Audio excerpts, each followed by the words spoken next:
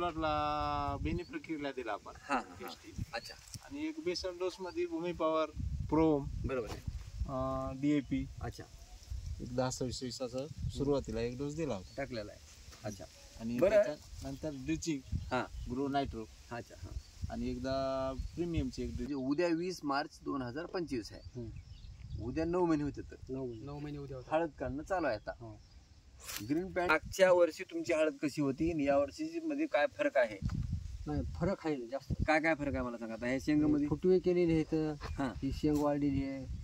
म्हणजे ह्याची लांबी जास्त आहे. लांबी जास्त आहे. हा. आणि हे सुद्धा ठोकर आहे. आता हे जे मेन पॉइंट आहे. हा. मेन पॉइंट आहे. याला किती 1 2 3 4 शेंगा लागली आहेत. बरोबर आहे. तर ह्याच जागी जर ही छोटी शेंग राहिली असती, हा. भूमी पॉवर जर आपलं टाकलं नसतं, हा. ही छोटी शेंग राहिली असती. हा. आणि ह्या ज्या शेंगा आहेत बाजूच्या, हा. ह्या 2-3 इंचापर्यंत लांबलेल्या येतात. तर ह्या 1-1 इंच लांबलेल्या असल्या जागी या जागी.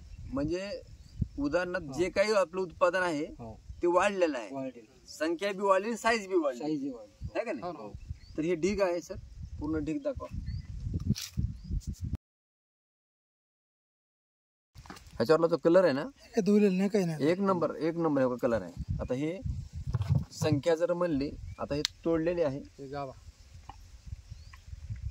हे गाभा बघा, ह्याचा कलर बघा, म्हणजे पूर्ण भरलेली आहे. तर या ठिकाणी बघा बाकीचे 4 पट बोंड तयार झाले समजा. बाकी 4 मंडी झाली.